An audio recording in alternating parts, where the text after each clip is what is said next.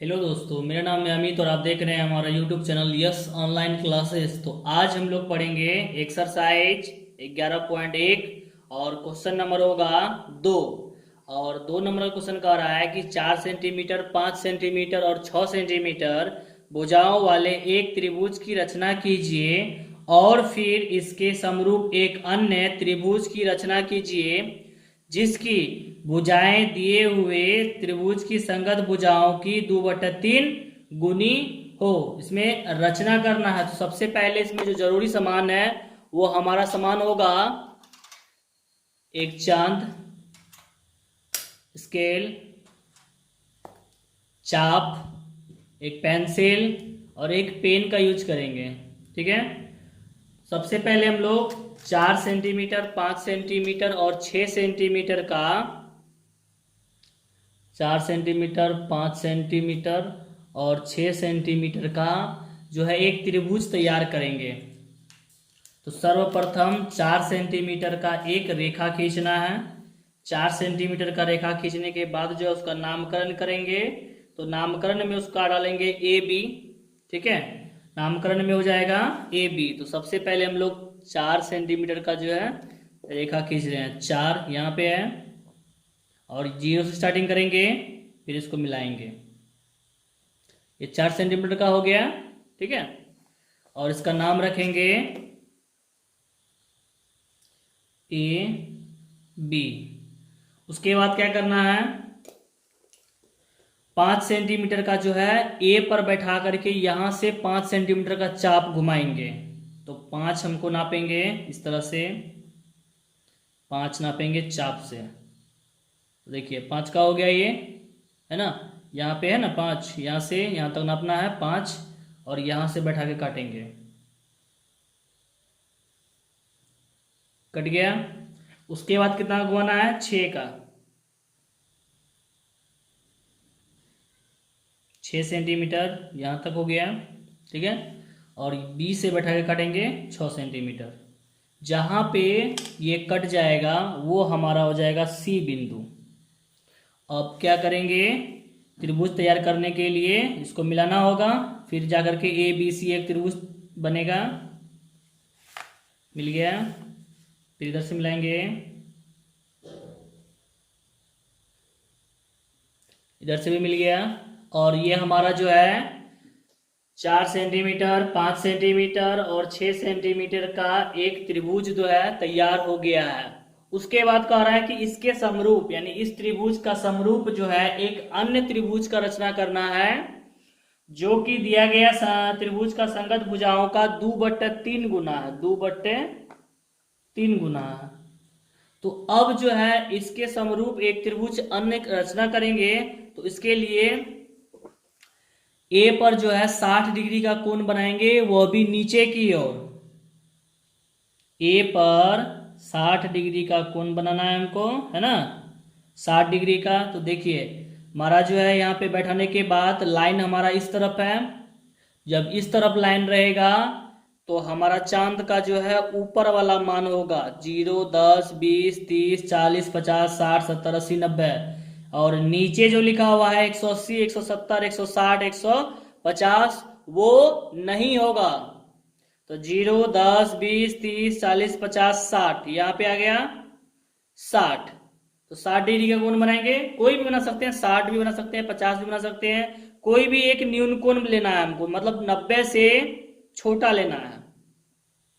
रेखा खींच लिए, इसका नाम हो गया एक्स। तो ए एक्स हो गया रेखा। अब ए एक्स रेखा पर जो है, ए एक्स रेखा पर इसमें बड़ा कौन है, 2/3 गुनी में बड़ा कौन है, 3 है ना। बड़ा संख्या कौन है, बड़ा संख्या 3 है। तो ए एक्स रेखा पर जो है 3 चाप काटेंगे, वह भी समान दूरी का होना चाहिए। तो इसको छोटा कर लेते हैं। ठीक है, इससे खींचने में क्या होगा कि समान लंबाई का होगा, इसमें कोई भी दूरी जो है आगे पीछे नहीं होगा। तो एक जो है यहां से चाप काटेंगे, पहला ए से काटना है, दूसरा और तीसरा, तीनों कट गया। उसके बाद इसका नाम बैठाएंगे। ठीक है, ये हो गया A1, ये हो गया A2, ये हो गया A3, 3 हो गया। अब क्या करना है हमको, B से उसको मिलाएंगे जो नीचे रहेगा, जो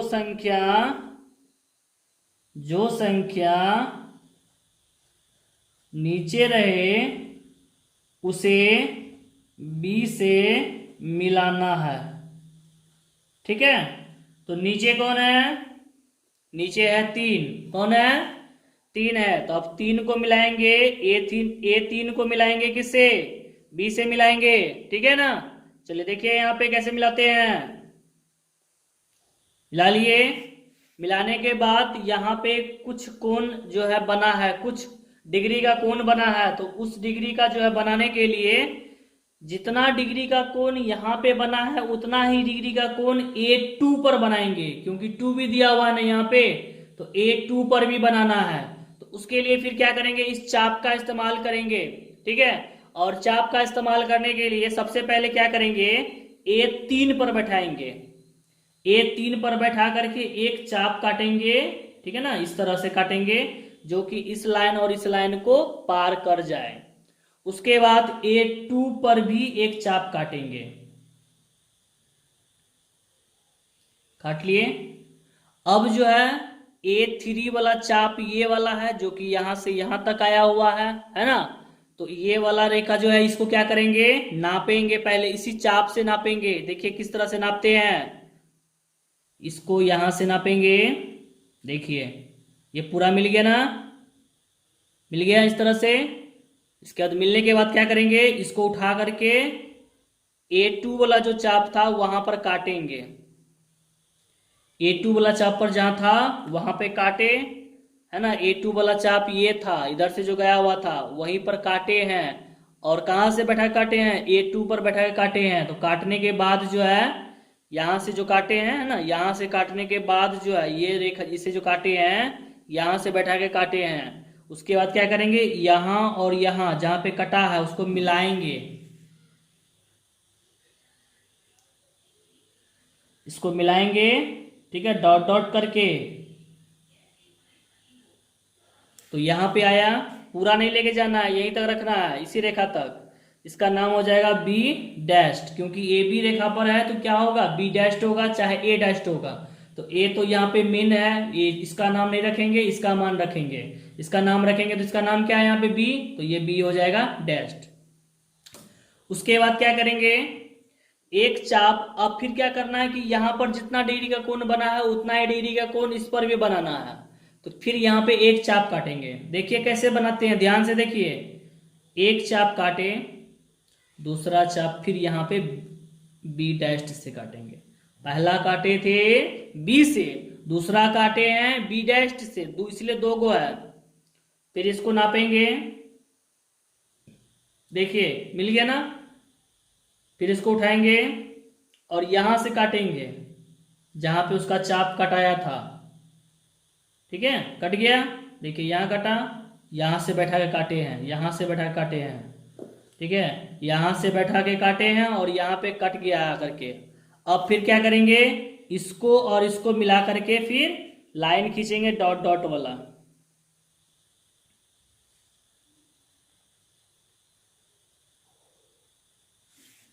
देखिए ठीक है, ये हो गया सी डैश्ड। अब हमारा जो है ए बी सी त्रिभुज का समरूप हो गया ए बी डैश्ड और सी डैश्ड हो गया। ठीक है ना, तो इसके लिए अब सबसे पहले हम लोग चरण लिख लेते हैं। ठीक है ना, रचना तो हो गया, अब हमारा चरण लिखा जाएगा। तो चरण लिखते हैं, अब यहां लिखेंगे रचना के चरण।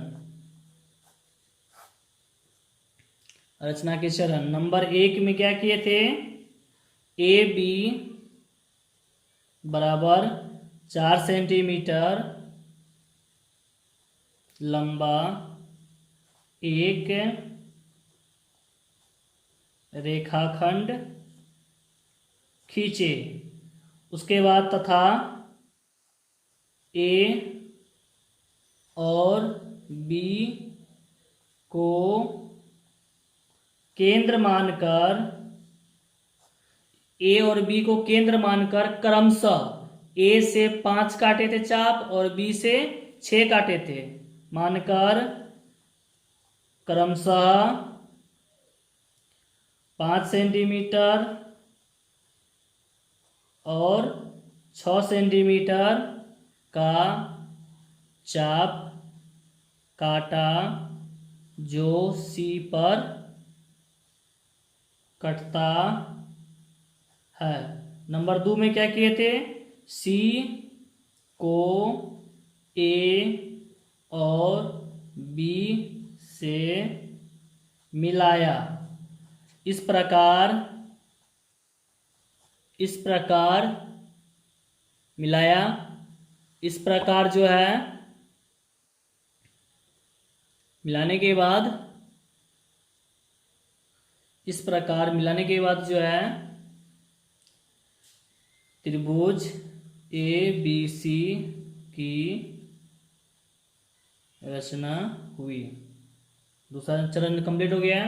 अब नंबर 3 में क्या किए थे, फिर ए को केंद्र मान करके 60 डिग्री का कोण बनाए थे नीचे की ओर। तो यहाँ पे 60 डिग्री भी लिख सकते हैं या न्यून कोण भी लिख सकते हैं। और यहाँ पे लिख लेते हैं ए को केंद्र मानकर 60 डिग्री का कोण बनाया। ठीक है ना, 60 डिग्री का कोण बनाया, 60 डिग्री का कोण बनाया।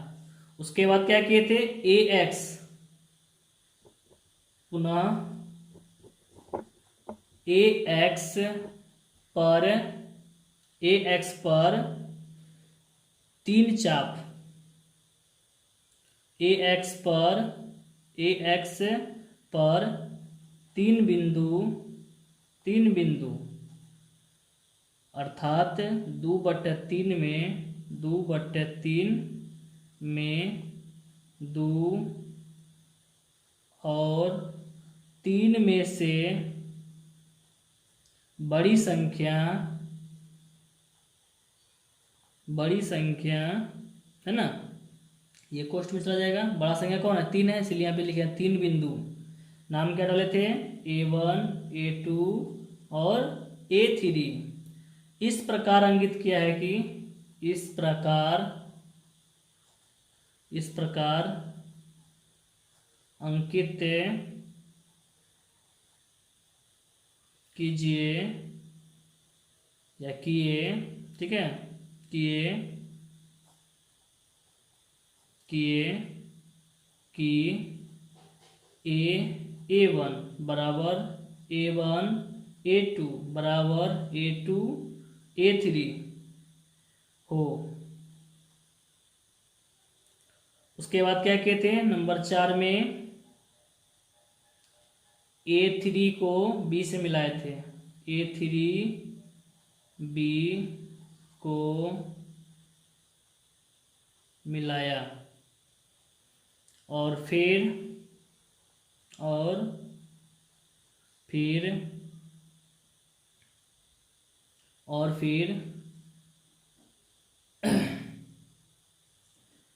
A2 पर A2 जो कि तीसरा, मतलब कि तीसरा बिंदु हुआ, पहला दूसरा तीसरा, पहला ये हुआ, दूसरा ये हुआ, तीसरा ये हुआ, है ना। A2 से होकर जाने वाली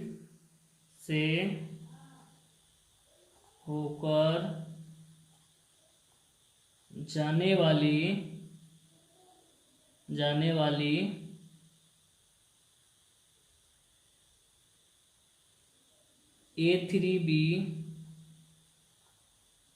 के समांतर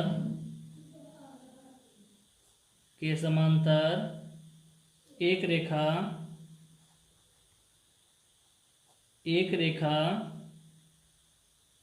नाम है इसका AB। क्या है, AB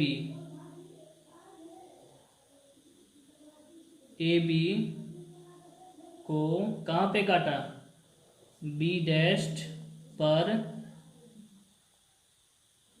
प्रतिच्छेद प्रतिच्छेद करती हुई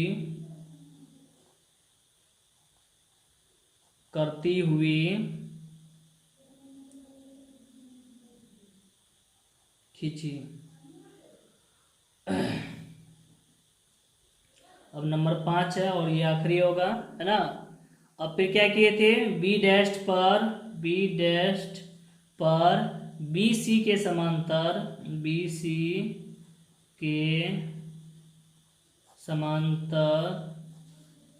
एक रेखा,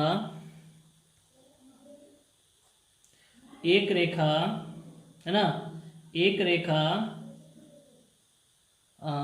जो कि ए सी को सी डैश पर प्रतिच्छेद करती है। तो अब लिखेंगे यहाँ पे, अतः त्रिभुज ए बी सी समरूप त्रिभुज A B dash C dash. ये हमारा रचना जो है कंप्लीट हो गया। और इसमें 5 नंबर पूछेगा, ठीक है ना, 5 नंबर का है। इसमें रचना बनाने के बाद जो उसका चरण लिखना पड़ता है, इस पर, ठीक है ना, इस पर ध्यान देना है।